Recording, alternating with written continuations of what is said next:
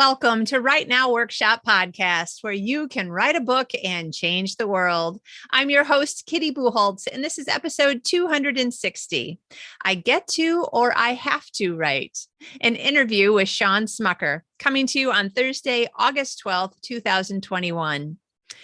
I love talking to Shawn. This is the third time you've been on the show, and I think every time I find more interesting conversational topics for the two of us to cover.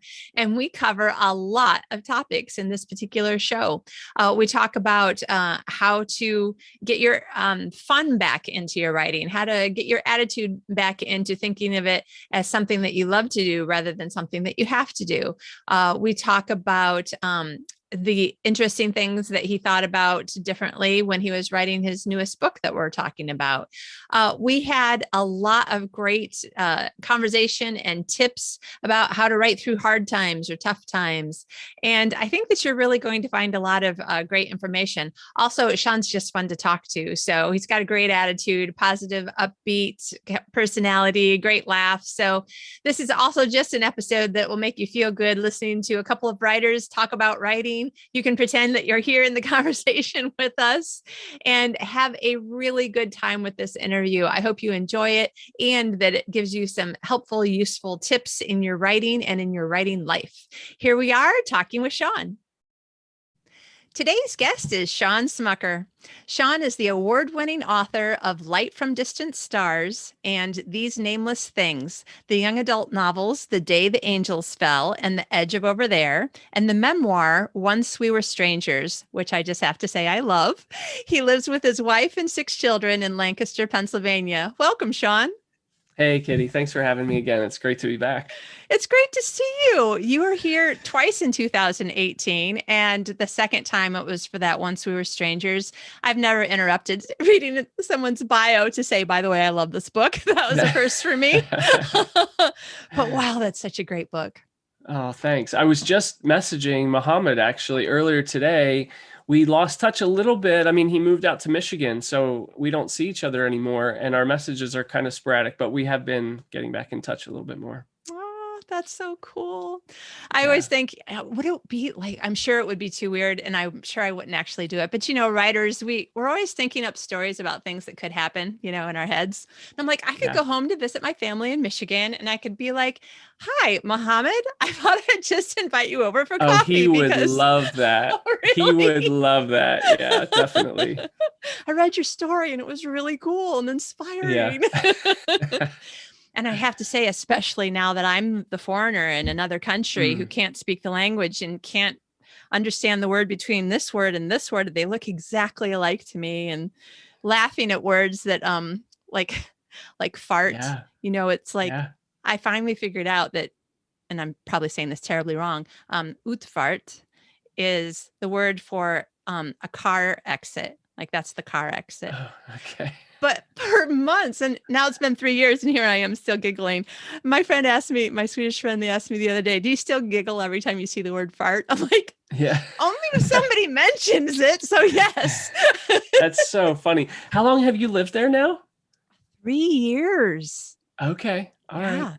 It feels like 7 months, but yeah, I totally love it so much. Everybody is just so nice to us, and we really are trying with the language, but it's really hard because John's work works in English, and my work, I work in English. So it's plus we go to an international church, so that's in English. And then the people that I meet, so many of them, they're looking for an excuse to speak English. So then I say something terrible in Swedish, and then they'll be like, oh, hello. I'm like, oh, thank you. But yeah, I have a few phrases. Hot and bra dag. Have a nice day. I try to say that all the time. Hej då is goodbye, and hey is hello. And I was like, oh my gosh, I know. Hey is what we say in Michigan for hello. Nice. And then for places that I go to all the time, like I was at the like health food store today, but it was someplace yesterday.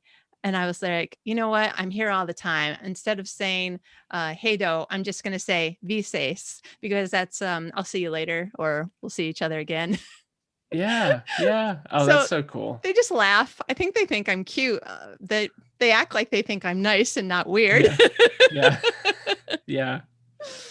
Yeah. So hopefully Muhammad gets that experience. As an American, I kind of feel like he might Mm. not be, but it certainly has made me appreciate a lot more how I used to live when I lived in America, and Yeah. how Yeah. much more like empathetic I want to be. Mm-hmm. Yeah. But Yeah. we're not here to talk about that book as much as I love it. So, and I need to let you talk, Shawn. So I'm going to ask you, tell us the name of the new book. So even though you and I are talking in May, by the time this goes out, your book will have been out for about a month. So congratulations, you have a new book.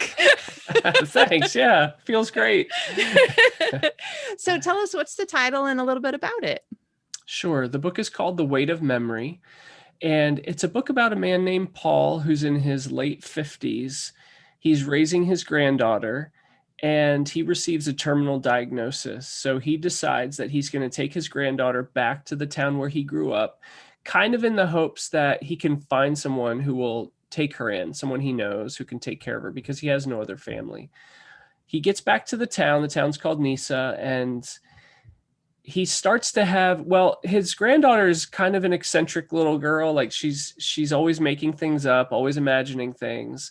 And so she starts to tell him stories about this strange woman who's coming to her at night and taking her on trips around the island, which is kind of unsettling to Paul, but he's not really sure how seriously to take it. But he also, when he comes back, he realizes that he doesn't really know everything about the death of his wife. And she died 40 years before, when they had just been married. He had just turned 18. And then she died in an accident. And he's starting to realize that he doesn't really know all of the details about her passing. And the things that he does know, he's starting to call into question. So he's in his old hometown. He's received a terminal diagnosis. His daughter, or his granddaughter, is making things up, he thinks, and that's sort of where he finds himself in the story. Wow. And I'm just at the place. So you're my third interview this week. I had a lot of books I was trying to read, so I'm not done, Yeah. but I'm just in the place where I'm like, okay, relax, Kitty. You can go to sleep. You don't have to worry about what's going to happen next, because Shawn doesn't write Joe Hill books. This is not Yeah. going to be a horror story, but I'm at the point where if this were a Joe Hill book, I'd be like, I can't sleep now. I can't sleep, because he's just gotten gas from the guy. And Mm-hmm. Yeah. Yeah. My son was reading the book, and he's almost 18. And at one point he came down in the morning and he was like, "Dad, this story's keeping me up at night. It's kind of creepy. It's creepier than your other stories." So I had to laugh at that. I love it. Well, I mean, I love that kind of stuff anyway. So if you write Yeah. something that gets even more creepy, like I totally will be one of your beta readers if you want, or anything. Nice. Thanks.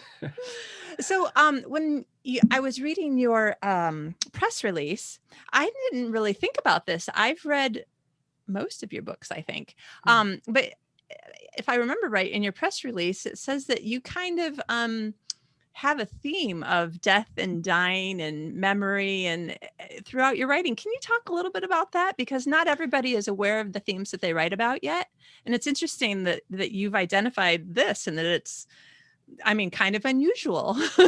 Yeah, it is. It is strange. It's not something that I plan going into the novels. It's not that I'm like, okay, I'm going to write another book where death is a central theme, but it has turned out that way. And I think it's because I just have so many questions, personally, about death, what happens when we die, exactly what that's like.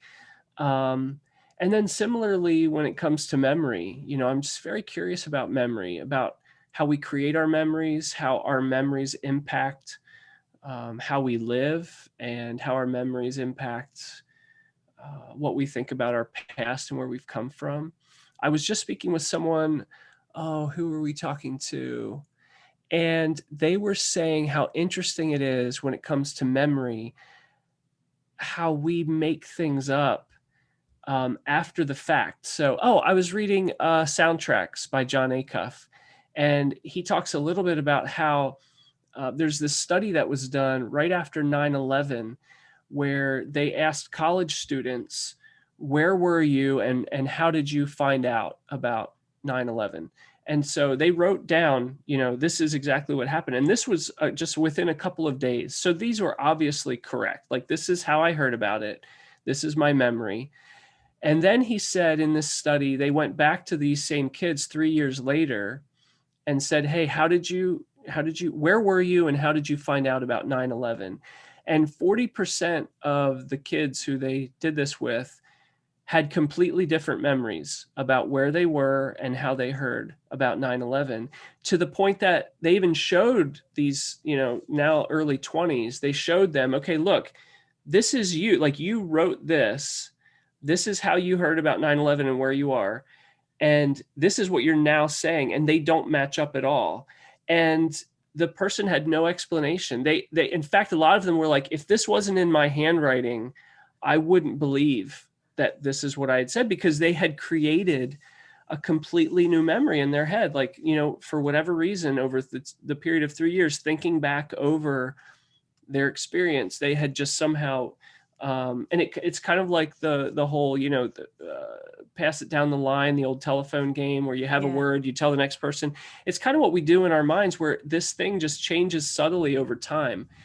And I think that's fascinating. I think that memory is not, our recollection of historical fact. Memory is very much how we choose to remember the things that happened to us in the past. And so, that's such a fascinating concept to me. I do enjoy playing around with that in my stories. And yeah, it's just been in most of the books that I've written. Wow, that's really cool. And my only real experience with that was when my mother was dying. Thank you, God, we actually had enough time. Everybody was able to get there. I got to spend 2 weeks with her. The rest of my siblings got to spend at least a few days. And so there was a lot of time when all 4 of her children and her were in the hospital room together for like hours and hours at a time. And the things that we started mostly jokingly arguing about had to do with our memories of childhood. And my brother would be like, no way, that is not what happened. My sister, absolutely. And then me and my little sister are like, I don't really remember this at all, Yeah.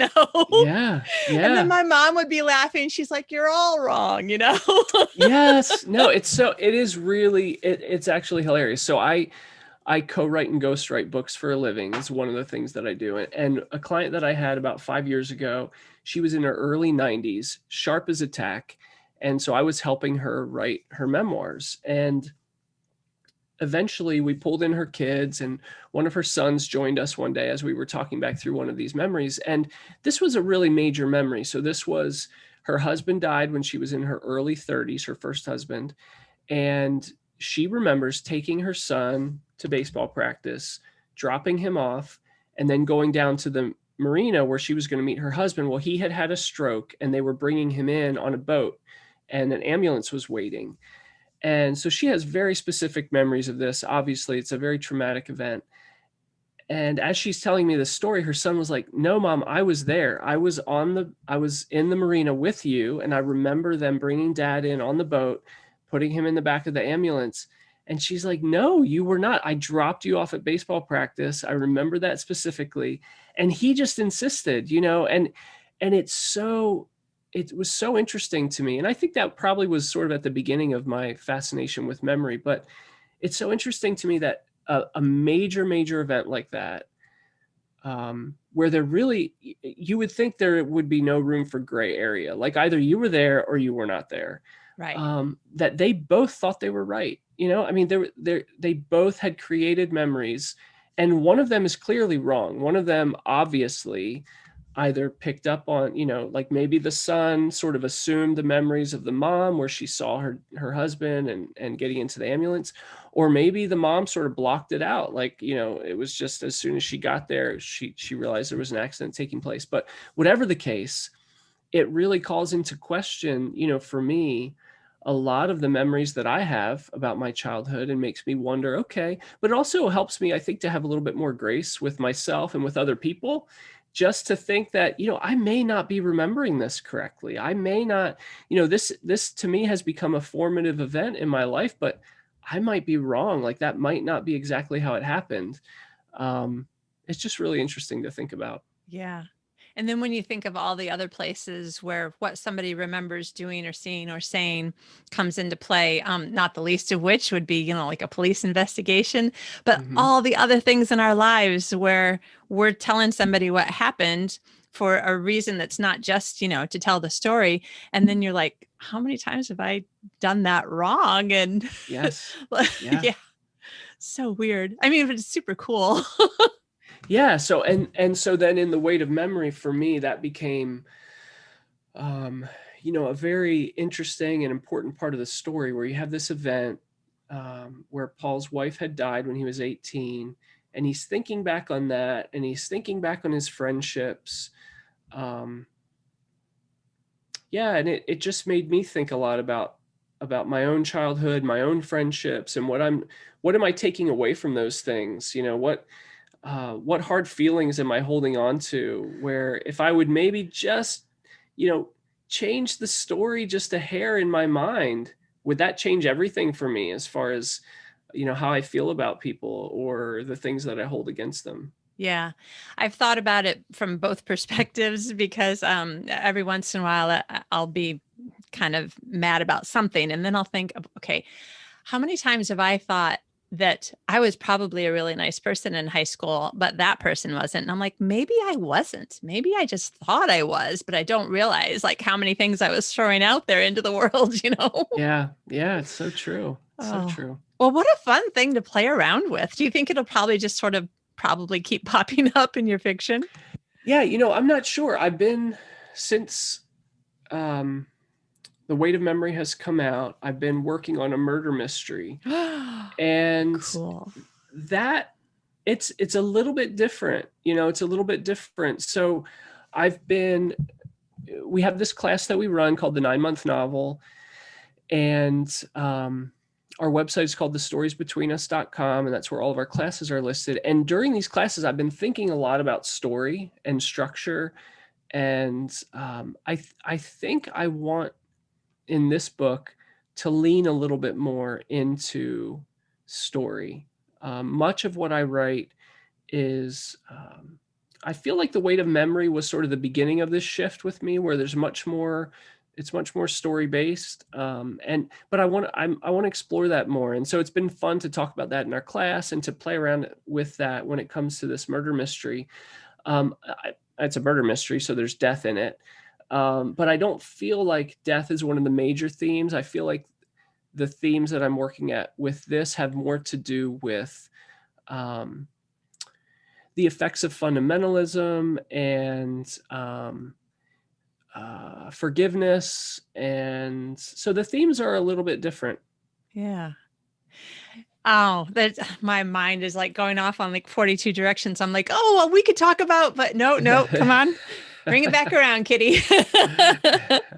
Okay, so I'm not going to go off on a rabbit trail, but this idea of focusing more on story, this is very interesting to me because I'm like, what were you writing before? But you were Yeah. telling me that you've been getting a lot out of James Scott Bell's plot and structure book. Is that partly where you're coming from? So is it Yeah, I more think like a so. plotting and structuring of story? Yeah, I think you're right. Like, we're writing novels, right? So there's got to be a story there. I think the change in emphasis for me is maybe being more deliberate and just thinking more about the 3 act structure specifically. He has some great stuff in that book, in the book Plot and Structure, when it comes to the gateways between the acts. So you have your act 1, your act 2, your act 3, but what are the doorways between those? And so that's been something I've been thinking a lot about with this murder mystery. And um, his argument, which I think is a really important thing for novelists to think about, is that unless you have a really compelling doorway of no return between act 1 and act 2, your reader is really going to start to wonder, either consciously or subconsciously, why is this character even involved in this? Like, because most of us as people, our default is avoid conflict, take the easy path. Like it's very unusual for it wouldn't make sense if you found out that Shawn Smucker just decided to get in his car today and drive and leave everything, right? Like that alone wouldn't make any sense, because our default is to continue in the life that we're living. There has to be a really compelling reason for me to leave my family, leave my work, leave my house, like leave everything, hop in the van and drive west. Like that, there would have to be a really compelling reason. And yet many times we write our novels and we don't provide these really compelling reasons for our protagonists to go on an adventure, for our protagonists to make a big change, for our protagonists, to change from the inside out. We just, especially as beginning novelists, I think we're really quick to just impose the story on them and say, this is what happened next, instead of giving this doorway of no return. So I've been thinking a lot about that with this story. What is the compelling thing that drives my protagonist into involvement with these murder mysteries, because he's a normal guy. Like, why wouldn't he just say, no, thanks. I'm just going to keep doing my job. I'm going to keep going home at night. Like, I don't need to get involved in this. So there needs to be this compelling thing. And then same thing from Act 2 to Act 3. Like, you need to have another doorway where the reader is really in a believable way drawn through into the third act.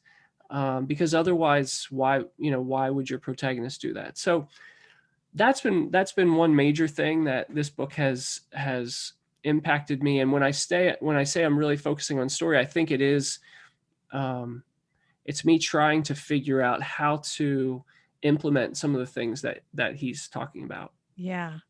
Yeah, I totally get that. Some of my favorite places in stories, any kind of story. So it can be, a novel, a TV show, a movie, and sometimes just a really good song. Some of my favorite places are the point where my brain says, this is the decision time. Yes. And I start really, really paying attention. Is she going to decide this or this? And how much will it affect your life? Will it not be, any effect, or will it change everything? And of course, in the novel, it changes everything. Right. And I love those moments because I'm like, oh my gosh. Oh yeah, totally. Like that as a reader, that is what you can't turn back, right? Like when a good doorway of no return happens, you're not going to close that book now until you find out. Like I think of the Hunger Games, and when Katniss Everdeen raises her hand, like her sister is chosen to go into the Hunger Games, and when she raises her hand and says, I volunteer as tribute, like, whoa, that is it. You're in it now. Like if you've made it that far in the book, you're going to read it to the end, because you think, this is, I did not see that coming. And her life is over now. Like her life is, this is it for her. And when most really, really good books, you can look back and you can see when those things happen. Yeah. And I think as a writer, I want to, James Scott Bell talks about how the 3-act structure is this ancient, like this is how we've told stories for as long as we've recorded stories anyway. Like they've been told in this 3-act beginning, middle, and end.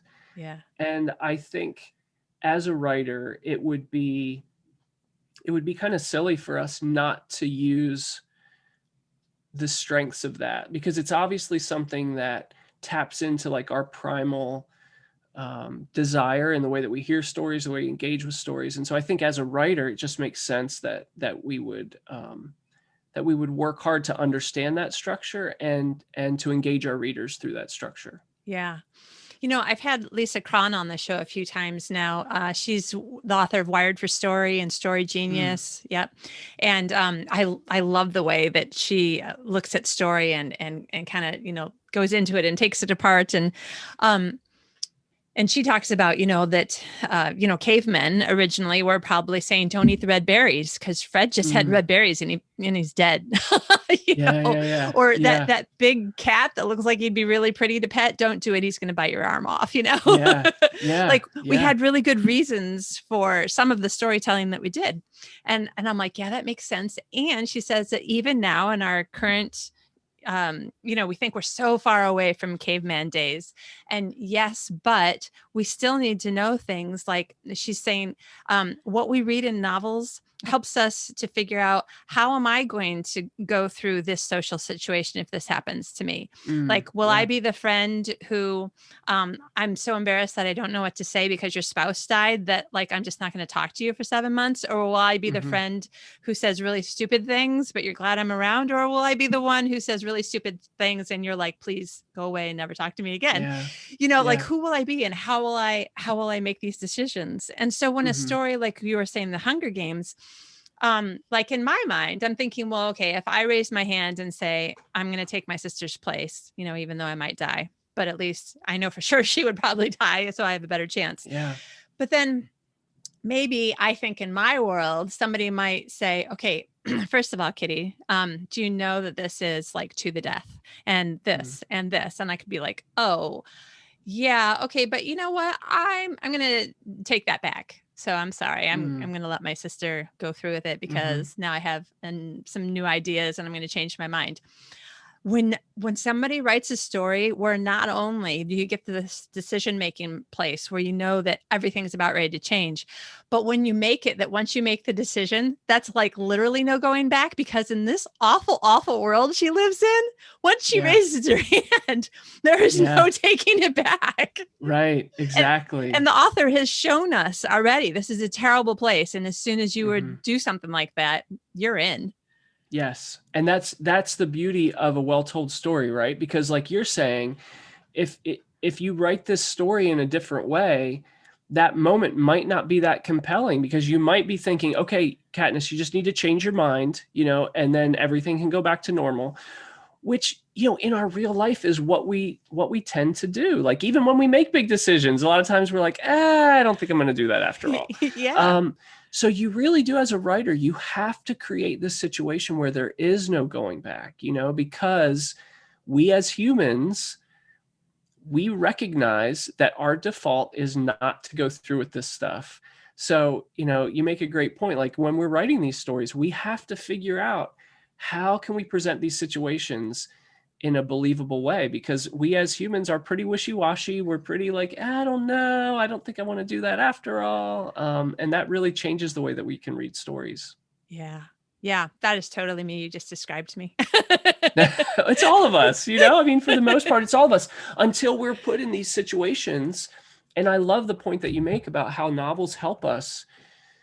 They help us picture ourselves in a different way. They help us see that maybe I could be brave, maybe I could be the one who would take that person's place. Or, and maybe we're not even talking about death, but maybe we're talking about speaking up when someone is being treated poorly. Or maybe we're talking about, um, yeah, like standing up for someone when they need it. And maybe somehow reading the Hunger Games or reading other novels where the protagonist does that, maybe that exposes us to that kind of bravery. It exposes us to that kind of selflessness, Yeah. in a way that we can bring that into our real life. I mean, that's what I would hope. Yeah, yeah, exactly. Like the scene. So I haven't haven't actually read the books all the way through, but I've seen the Lord of the Rings movies like 49 times.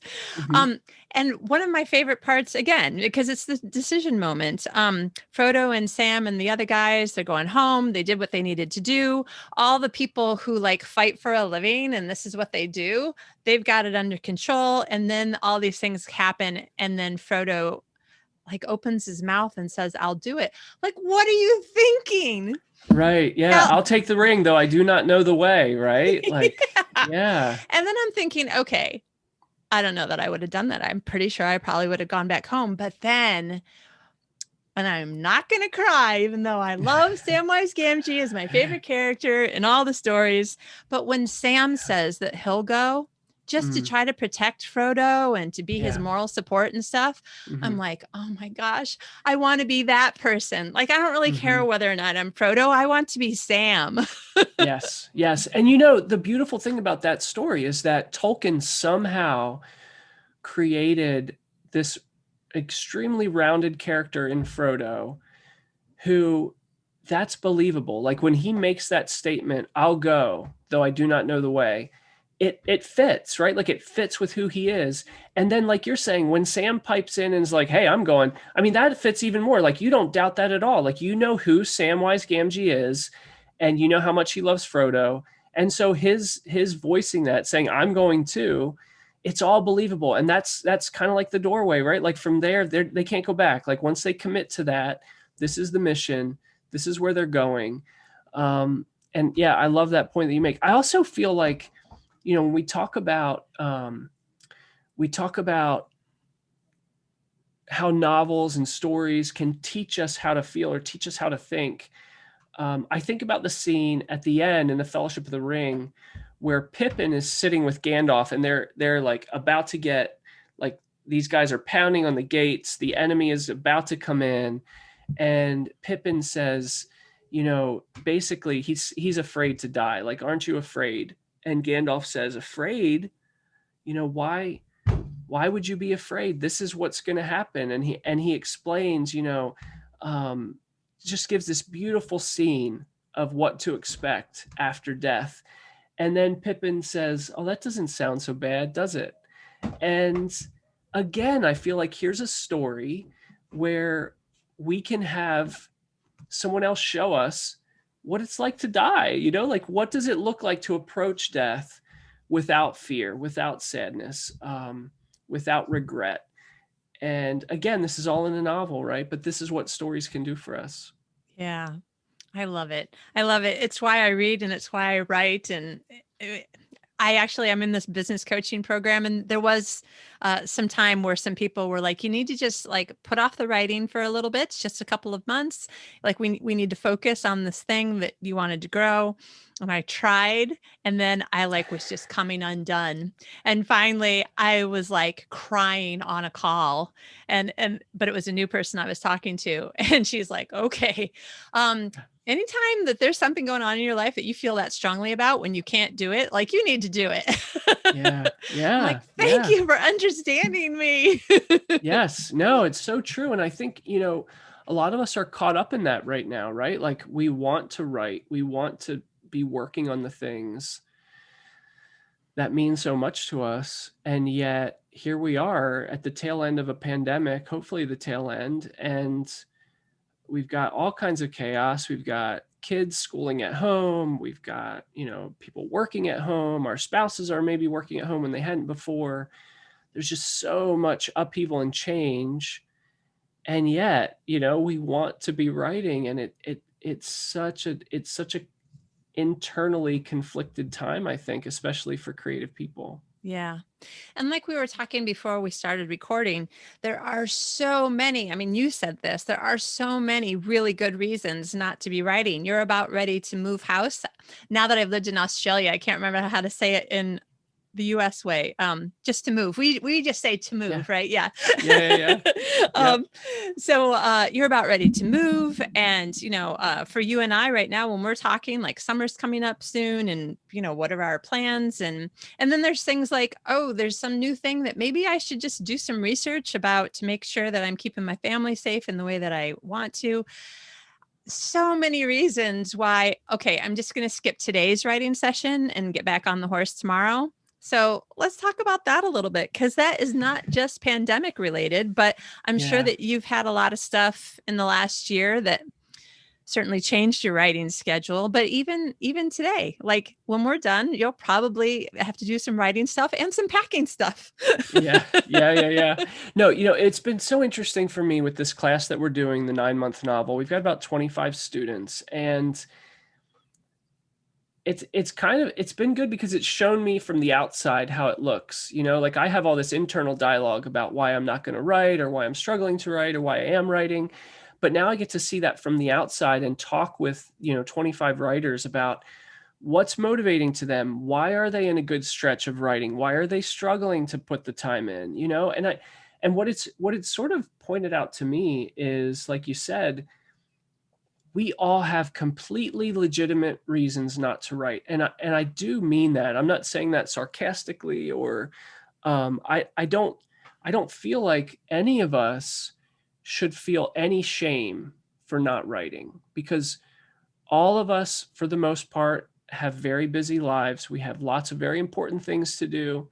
And then even beyond that, most of us are dealing with unexpected things. We're dealing with traumatic things.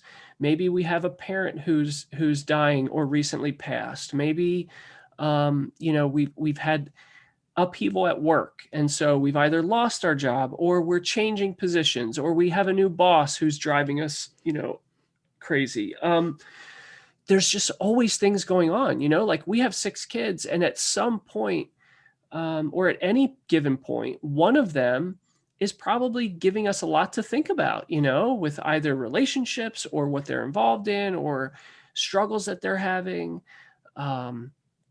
So there are just a myriad of reasons why not to write. Okay. Yeah. So we all have that. We all have legitimate, and there's no reason to feel shame about that. I think the real question that we have to ask ourselves is this something that I am willing to put almost at the top of my list? For me, my wife comes first, my kids come first, God comes first. But after that, writing is going to have to be pretty high on the list if I'm going to finish these books that I want to write. And that's what I'm seeing, like some of our students, they're struggling with work stuff, like they have to work overtime, or they have a new boss. And so, they're really just finding it hard to find time to write. And I get it. Like I'm not saying that they should. I'm not saying you should make time to write, but I am saying that this is probably going to be most of the rest of your life. And so we have to figure it out. If you want to write, you have to figure it out. And, during the pandemic, I struggled with some depression and with motivation. I was not feeling motivated. Fortunately, I had just about finished The Weight of Memory by, March, April, May of 2020. And so after that, mostly what was left to do would be revisions and things like that. So it was hard. It's hard. I have not been in like a wonderful writing schedule. And some of that is because I'm kind of in a revision stage with this murder mystery. So I'm not in like the daily 1,000 words a day I try and do. But it's a struggle. And even Miley, just the other day, a couple days ago, I was just telling her about all the things I was getting packed. I packed up the basement, I was doing this. And she just kind of looked at me and she was like, are you going to get your revisions done, or are you just avoiding it? And it was true. I was completely avoiding it. I'm still completely avoiding it. But what I'm realizing is, okay, I could tell myself now, okay, I'm not going to write today and tomorrow, and I'm not going to write next week because we're moving on Saturday. So that's a week and a half. But once we move, it's going to take 2 or 3 weeks at least to kind of get our feet under us again, figure out what our routines are. So then I could say, well, I'll start writing in, the end of June. July is a really busy month. I released The Weight of Memory. We've got all kinds of stuff going on in July. Okay, July is going to be busy. Maybe August I can finish these revisions. August we go to the mountains, and August we're going to have to we've got 2 fairs that we do businesses at, and the kids are all 6 of our kids are going back to school this year in new schools. That's August, September, October. Okay, well, November's Thanksgiving, so we'll be in Tennessee for a week, and then you will go on the rest of your life, and there are always going to be legitimate excuses not to write. Yeah. And so for me, it really comes back to, okay, you know what? We move in 7 days. What can I get done before that? How much of this revision can I get out? And then even after we move, okay, I've got to carve out some time. I have to, because I'm a writer and I want to write and I want to be producing books. I want to be putting books out into the world that people love.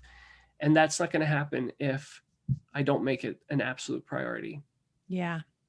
In my business coaching program that I'm in, and just a few hundred people, I can't remember who the quote is attributed to, and this is paraphrasing it, but that we overestimate how much we can get done in a year, and overestimate how much we can get done in a day, and underestimate how much we can get done in a year. And all the things that you said, like I've had that conversation with myself more than once. Yeah. But then I start thinking about, okay, in terms of this interesting quote, which I hadn't really heard or thought about until a few months ago, I'm like, okay, so if I can't get in 2 hours of writing today, that doesn't mean I shouldn't do any. Mm-hmm. Like what Yes. could I do? Okay, I need to find out more about food trucks because the hero like is helping his family with the food truck business, Mm-hmm. and I need to know at least a tiny bit about what a wills and estate attorney does because that's what he does for his day job. So Okay. if I have 15 minutes for the next 3 or 4 days when I'm super duper busy, and I am really busy, I could just set a timer for 15 minutes and be like, wills and estates attorneys, go. And I would Yes. probably actually not only get some work done that needs to be done, but I would save time because if I had 2 hour writing block, I wouldn't spend 15 minutes Googling it. I would probably spend Yeah. an hour Googling it and I would Exactly. still Yeah. have less time for writing. Yeah. No, it's so true. It's so true. I love that point. And, most of us, it's probably true that we could work a little better if we had like 3 or 4 hours instead of 15 minutes, right? Like, I mean, that's probably true. But the really interesting thing is, and Miley pointed this out to me, and it became a really encouraging little tidbit for her, was she was reading one of Kate DiCamillo's books. So, multiple Newbery Award winner, wrote The Tale of Despero and some other really wonderful books. She writes in one of her little autobiographies at the back, or like a bio, she writes, living in, and I think she lives in Minnesota, living in Minnesota where she faithfully writes 200 words a day. And I thought, you've got a Newbery Award winner, one of the few people in the world who's won more than one Newbery. She writes beautifully. She puts out about a book a year or every 18 months. And she's writing 200 words a day. Like, I could write 200 words in probably, I don't know, how fast can I type? I could Right. probably type 60 words a minute. 10. So, Yeah. you're talking 5 minutes, 10 minutes. Now, that's going to be pretty rough. But if you do that every day, you have a novel in 300 days, right? Like, that's a novel. So, that's been something that Miley and I will often challenge each other with when we are in times where you have legitimate excuses, where you're anxious or depressed, or there's something going on that's just taking up a lot of your headspace, is to say, look, 200 words, like, you can write 200 words today. Yeah. And another thing, this is really bizarre, but during the pandemic, aside from gaining the pandemic 10, like the Yeah. freshman 15, which I am working on now, but just all of life's circumstances came together in such a way that this has actually been a super blessed time for me. And I don't use that word lightly. Like, I feel kind of guilty for how great a year that I've had, because Yeah. I have not been traveling like I used to. I have not been overextending myself with all the things that I would volunteer to do because I couldn't go anywhere. I couldn't actually volunteer to do anything. Yeah. There was all these things that I wasn't doing suddenly. And my stress level went way down. And my Yeah. relationship with my husband, which is always fabulous, was just, my gosh, we have laughed so much because we're That's around each awesome. other all the time. So it's Yeah. in a certain amount of way, there's a certain amount of, you're going to have to, kill them with laughter or just kill them, Right. Yeah. Yeah. So all of these things going on, but a couple of years before that, I was in a terrible state. I didn't know what burnout was, and I didn't realize how badly I'd gotten into it and for how long I'd been into it. It got to the point when I just couldn't get up off the couch, and I was like, I need to Google what's wrong with me, but I don't even know where to start. I started figuring it out, and I was giving myself a lot of grace. Thank you, God, for teaching me about grace. But eventually I was like, I want to write, but I don't want to have to write. And Mm-hmm. so I decided to write something so far away from what I normally write to produce, to publish, so that it wouldn't give me any sense of pressure. Like, oh, this actually is a pretty good romantic comedy. You should finish it, and you should, So I wrote this ridiculous first person. She dies in the first chapter, so it's about her as a ghost. And it's like got all these scenes that totally make me cry and all these scenes that totally make me laugh. And it's kind of medium TV show meets Castle TV show. uh, oh my gosh, I was having so much fun with it. And I was like, okay, this is good. I found something that I hope this never happens to me again. But if it ever does, or if I, talk to somebody else, then I just want to remember writing something that there's just no way that this could become you should actually finish this and publish it. It kind of like got me back in touch with myself again and put some fun into my life. Fun. That's something else that we wanted to talk about, right?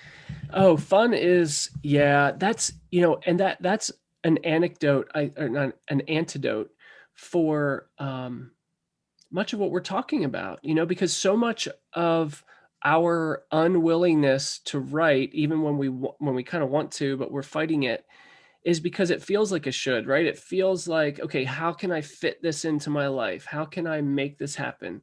How can I finish this book? Whereas the things that are fun, you just do, right? Like my son, when he has a spare second, he's playing basketball in the living room, right? Like he puts a clothes hamper. Puts a clothes hamper out and grabs a little ball and just starts playing basketball, and he'll do that for 15 minutes and then it's time for dinner. And then, oh, we got 10 minutes. Dad, come play basketball with me, for 10 minutes. And because it's fun, he just fits it in. And I think that if we could somehow see writing a little bit differently, I think we would fit it in. I think we would say, oh, I've got 30 minutes now before I have to go pick up the kids, or I've got 30 minutes now while I'm sitting here and the kids are going to sleep, or, I've got 30 minutes before I meet up with a friend, or after work, or during lunch, or whatever. I think when we see it as fun, when we remember, because most of us, that's why we got into it, right? Like we loved it. We loved to write. There was something challenging about it. There was something fun about it. And if we can remember more, that, I get to rather than I have to. Yes. If we can remember that, I think it will naturally fill in some of these little crevices where we have time, as opposed to us trying to check it off the list. Yeah. I love that. That's a great idea. It's something that I put in my classes sometimes, and then time will go by and I'll forget to remind myself and to remind other people. There's a huge amount of stuff going on under the surface of your own mind. And part of it is just the words that we choose to use. And if we can purposely choose different words and change it back to, I get to spend 15 minutes working on my book, rather than I have to spend these 15 minutes because I said I was going to write every day. Yeah. And then sometimes 15 minutes will turn into, well, I don't really have to do this other thing that I thought I had to do. So I'm just going to keep going because I'm on a roll. And then you remember how much fun it is. Yeah. Now, for people who actually do have a deadline, and you've had several, what would you say in terms of what we've been talking about? There's fun and there's stress and there's deadlines. How would you suggest people try to manage those when there really is a date that probably can't be moved? Yeah. So deadlines they feel a little bit different, right? Like they don't feel fun. I'm pretty practical when it comes to deadlines. I have a spreadsheet of all the projects that I'm working on, whether it be co-writing or ghostwriting for other people or my own books. And I'll have every day what my word count needs to be at the end of the day in order to stay on track to hit, certain deadlines. And one key I think for me has always been not to procrastinate. I'm such a procrastinator by nature. But I realized pretty early on, I've been co-writing ghostwriting for 10 years now, 11 years. And I realized early on, okay, a book is not something you can procrastinate. Like I can't wait till the last minute to write someone else's book for them. It's not going to happen. And so I try to start early with my daily word counts and if you start soon enough, then they don't have to be ridiculously high. And the other nice thing is if you start soon enough, there's some grace there. So if you have a bad week, all you have to do is adjust, okay, well, what's my new word count goal now that I have to do in order to catch up. So for me, organization has always been really big, especially when it comes to deadlines. Yeah. I was a editor for a magazine for I don't know, a year and a half. It was a startup magazine, and then eventually it started down. Yeah. um, but one of the things that I had decided that I wanted to do, because I had been doing my own writing, I was like, okay, so now I have to get other people to send me their work. I need to make sure that there's nothing that needs to be changed, and this and this and this. And so I started padding the deadlines so that if they sent it to me on the 10th when I wanted it, there would be plenty of time. But if they were like, yeah, I didn't quite get it done, and I know it's a monthly magazine, but it's going to be a week and a half late, then I still knew like that I would have a tiny bit of room, as opposed to the story's going to have to just get, thrown out.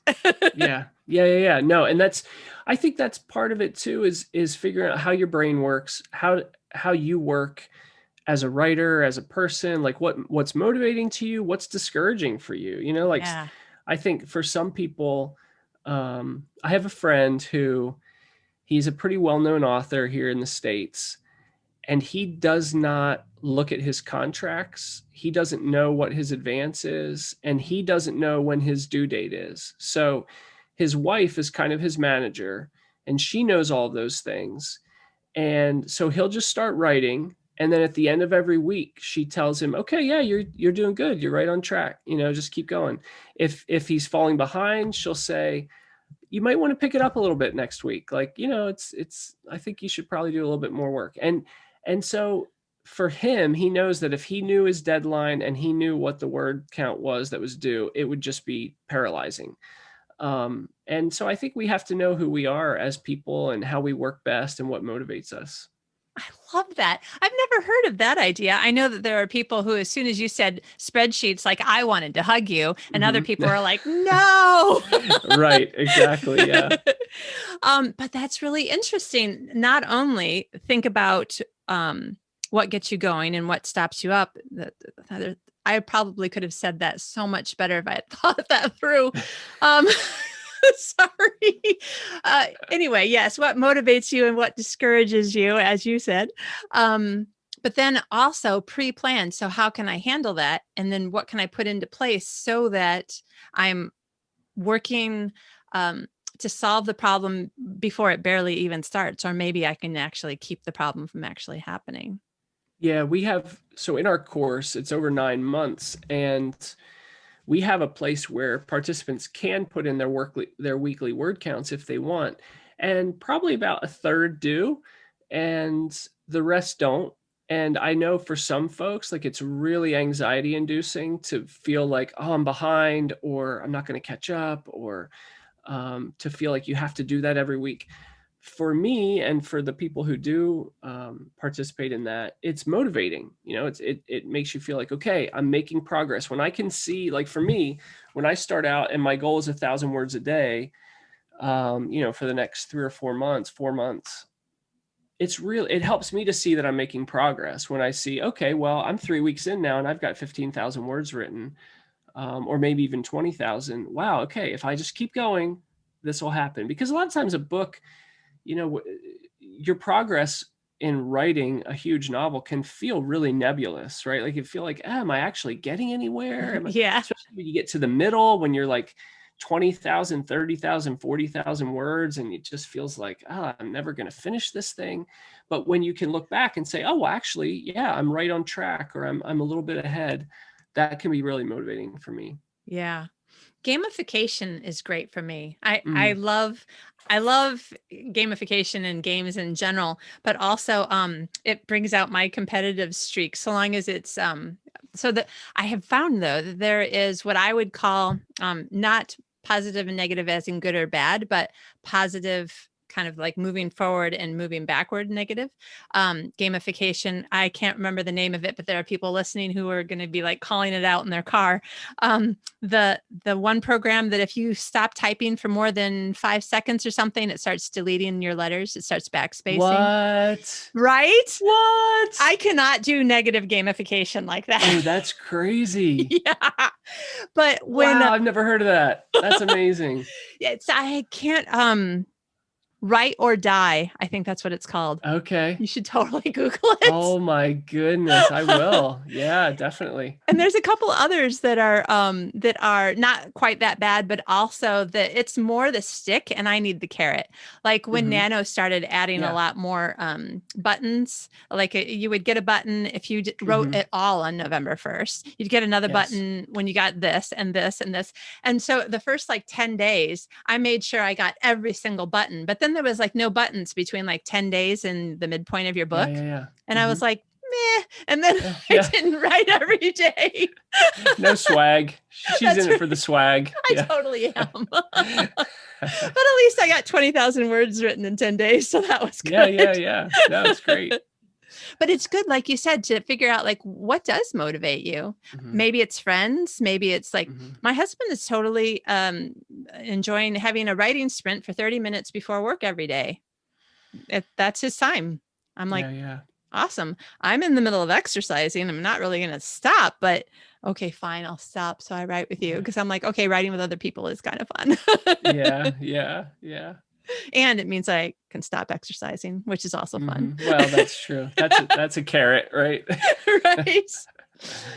Oh, okay. You and I could talk about so many more things, and I definitely want to have you on the show again. I love the idea of your class, and you've got a podcast. Tell us, where can people find you, your books, but also all the other cool things that they might be able to learn from you?